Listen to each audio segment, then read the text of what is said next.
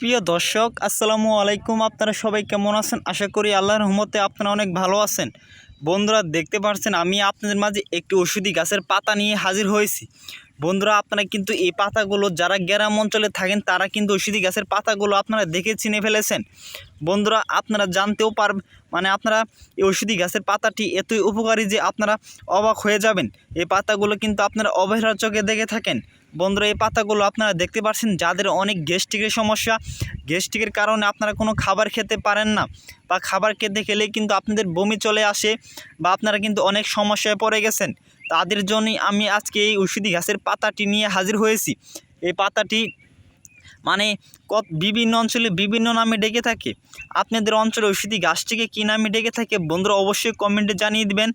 বন্ধুরা আমাদের অঞ্চলে ওষুধি গাছটিকে ঢেঁকি শাক নামে পরিচিত, ওষুধি গাছটিকে ঢেঁকি শাক নামে বলে থাকে। বন্ধুরা এই পাতাগুলো আপনারা দেখতে পাচ্ছেন, এই পাতাগুলো যদি আপনারা 2 দিন খেতে পারেন, 2 দিনের মধ্যে আপনারা দেখতে পারবেন যে আপনাদের গ্যাস্ট্রিকের সমস্যা দূর হয়ে গেছে, আপনাদের পেটের গ্যাস্ট্রিকের সমস্যা দূর হয়ে গেছে একদম। বন্ধুরা এই পাতাগুলো আপনারা যদি দেখতে পাচ্ছেন, এই পাতাগুলো আপনারা কোথায় পাবেন? এই পাতাগুলো যদি আপনারা একটু ভালোভাবে খোঁজ করে দেখেন তাহলে কিন্তু এই পাতাগুলো আপনারা বিভিন্ন পুকুর পাড়, বিভিন্ন পতিত ক্ষেতের আশেপাশে আপনারা ওষুধি গাছের পাতাগুলো আপনারা পেয়ে যাবেন। এই পাতাগুলো আপনারা কীভাবে সেবন করবেন তা আমি আপনাদের বিস্তারিত নিয়মটি বলে দিচ্ছি। বন্ধুরা যদি আমাদের চ্যানেলের নতুন দর্শক হয়ে থাকেন অবশ্যই আমাদের চ্যানেলটি সাবস্ক্রাইব করে দিয়ে আমাদের সাথেই থাকবেন। আমরা আপনাদের মাঝে আরও নতুন নতুন ওষুধি গাছ নিয়ে হাজির হব। এই পাতাগুলো আপনারা অনেকটি পাতা আপনারা তুলে নেবেন, তারপর আপনারা ওষুধি গাছের পাতাগুলো আপনারা যেমনি করে আপনারা ছোটো ছোটো করে পিস পিস করে আপনারা কিন্তু শাক ভাজেন, তেমন করে আপনারা ছোটো ছোটো করে এই পাতাগুলো আপনারা শাক ভাজতে হবে। শাক ভাজি করে আপনারা এই শাক ভাজি করে ভাতের সাথে আপনাদের খেতে হবে।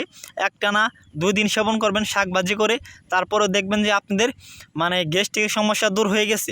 বন্ধুরা এই পাতাটি কিন্তু অনেক গ্রাম অঞ্চলে কিন্তু শাক ভাজি করে খায়, আপনারা দেখতে পাচ্ছেন এই পাতাটি কিন্তু বহু উপকারী একটি পাতা। বন্ধুরা যদি আমাদের ভিডিওটি দেখে যদি আপনার একটু ভালো লেগে থাকে অবশ্যই আমাদের চ্যানেলটি সাবস্ক্রাইব করে দিবেন। আমরা আপনাদের মাঝে আরও নতুন নতুন ঔষধি গাছ নিয়ে হাজির হব। ধন্যবাদ সবাইকে। আসসালামু আলাইকুম।